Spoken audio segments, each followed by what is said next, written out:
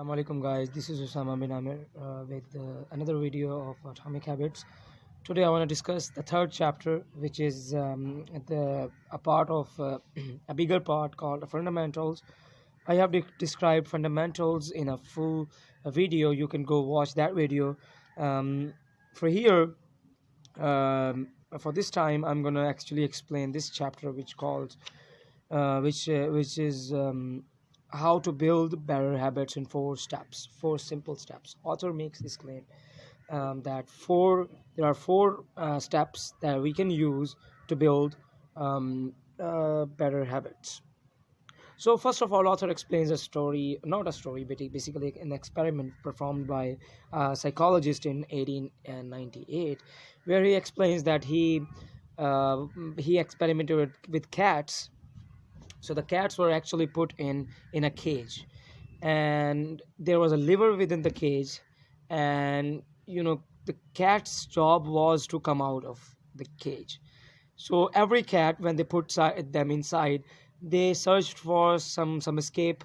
They planned something, but they were searching here and there, and one of the cats found out that there was this liver, and they actually, when he pressed the lever, or maybe he stretched the lever, she or he was able to come out of this particular thing.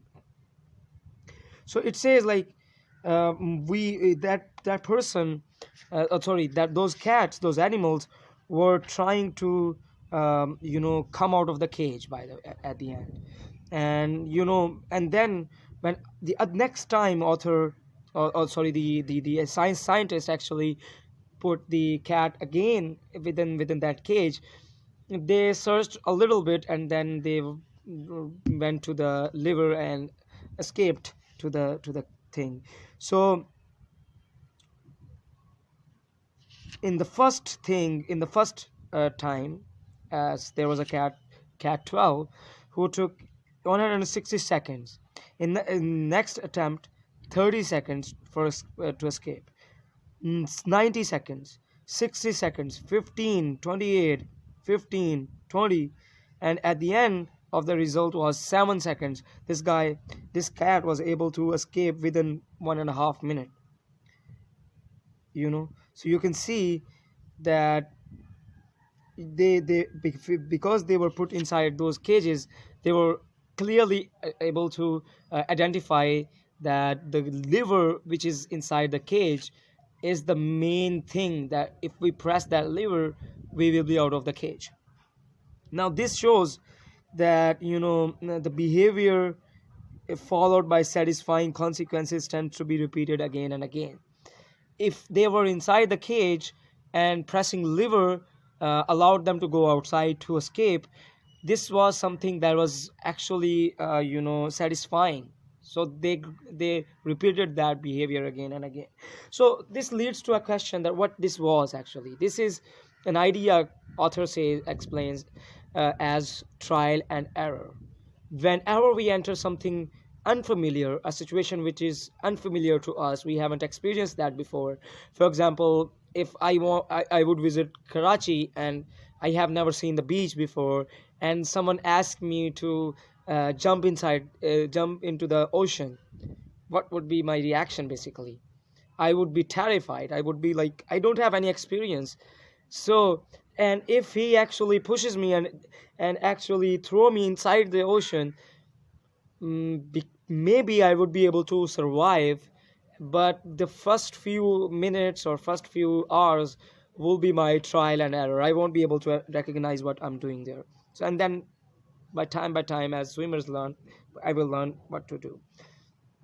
The question really is, what are habits? Basically, there are 2 things we will discuss about habits. First of all, we will discuss why our brain actually builds habits, and then the science of habit working, and the habit loop, problem phase, solution phase. Like, author really gives the idea that there are 2 phases to the habit, and then at the end, 4 laws of behavior change. This video may take a little more time, but that's fine. So why our habits build why our brain builds habits? um, in first place. You know what? Our brain is lazy. It wants to save effort. As a human being, if we are repeating something, if we are practicing on something, our brain says, look, this seems important and we are doing it again and again. Why not to save it and make it automatic? This is the basic reason that, you know, brain builds the habit. That our brain says, okay, man, I want to save energy because I have a lot of other tasks, and this guy is keep on repeating this behavior. Let's just turn it into something called automatic behavior. And basically, it involves like there is first of all there is trial and error process where we went into it's like habit formation is like trial and error. Whenever a new situation pops up, our brain is actively judging every single thing, actively looking at every single aspect out there to make the best decision. And neurological activities at the peak during this period, during trial and error. And then, you know, there was a particular problem, and bam, there is a reward, there is a solution. Now brain says like, wait, that felt good, that's what I did before. And this is what they say, like, have feedback loop. We trial, error, fail, learn differently, practice, we form a habit. So whenever we get into some sort of difficult times, for example anxiety or depression, we tend to speak to people, and we go to discuss those things to people, and this is our natural habit. So habits are created. As habits are created, our brain activity drops. We are no longer actively judging every single aspect, we are just performing it. As a singer, first he will learn one note, sa, re, ga. He would spend most of his time learning these things, and when he is after 20 years or 30 years, when he is on stage, he does not have to think about every single note. The brain does, or the basal ganglia, which is responsible for most of our habits, actually take control, and we are automatic, brain activity decreases. So we create like these scripts: if this, then this; if this, and then this. This is called habit. The science of habit is really depending upon, it depends upon, so habits are mental shortcuts learned from experience. Habit formation is incredibly useful because conscious mind is a bottleneck of brain. We have small conscious mind. That's why we build habits.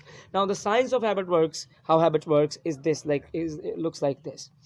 First of all, there is a cue, then there is a craving, then there is a response, and then there is a reward. Cue is something that triggers habit, basically. If it signals that solution is there, it signals that reward is there. It's really the prediction that reward is coming. And craving is something, it's wanting of the reward. And routine or response is obtaining of the reward. And reward itself is something that actually forces us to repeat that again and again. That pleasure that we feel afterwards actually forces us to repeat that behavior again and again. For example, if I am anxious, for example, or I am stressed out, there are two options.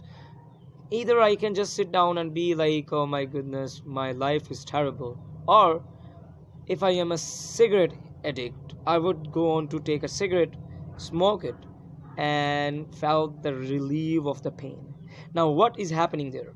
Q is that, in a in a time or in a location where you feel stressed out, and it signals that, and you're feeling that, and you see that, oh my goodness, there is cigarette, or you smell that, or you think about it, or you see someone smoking. It signals, oh my goodness, man, if I would go to if I smoke this, if I smoke, basically, my stress is gonna be relieved. So right after our brain sees the cue, there emerges a kind of sense of craving. This is wanting of the reward, and it forces us to actually go to obtain the reward regardless of the consequences. And that craving then we forces us to take action, routine, response. We actually smoke. That person will smoke, and then will obtain the reward basically. So this is how habits basically work. So the first purpose of reward is to satisfy your craving. That craving is not, cigarette is not the craving. The craving can be that the feeling of change after you have a cigarette. And then there is a habit loop. First of all, there is a cue that signals reward, then craving, which is wanting of the reward. Reward, a response is something that which is obtaining of the reward, and reward is something that forces us to do that behavior again and again. Now,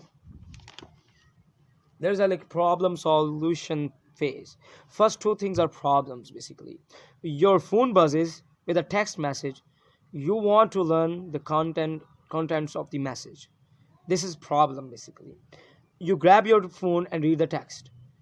You satisfy your craving to read the message. Grabbing your phone becomes associated with your phone buzzing.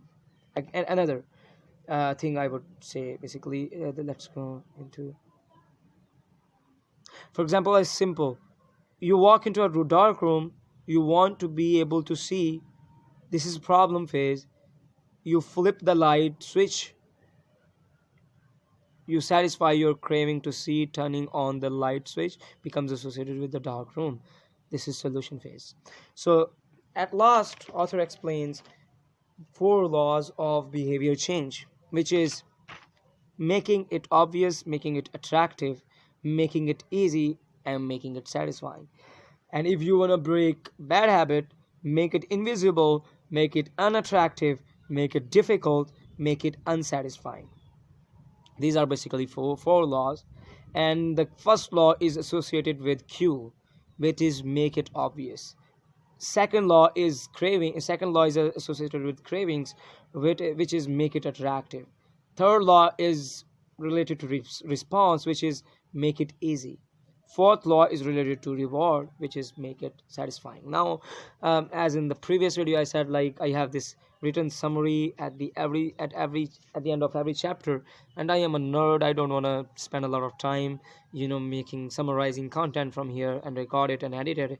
I am actually gonna restate this summary so that if you haven't take anything from this chapter so far, at least you will learn what is in the summary of the book. A habit is a behavior that has been repeated enough times to become automatic. The ultimate purpose of habits is to solve the problem of life with as little energy as and effort as possible. Any habit can be broken down into a feedback loop that involves four steps: cue, craving, response, and reward. The four laws of behavioral change are a simple set of rules which can be used to build better habits. They are: make it obvious, make it attractive, make it easy, and fourth, make it satisfying. With that note, that Allah subhanahu wa ta'ala bless you, bless your life. Osama bin Amir.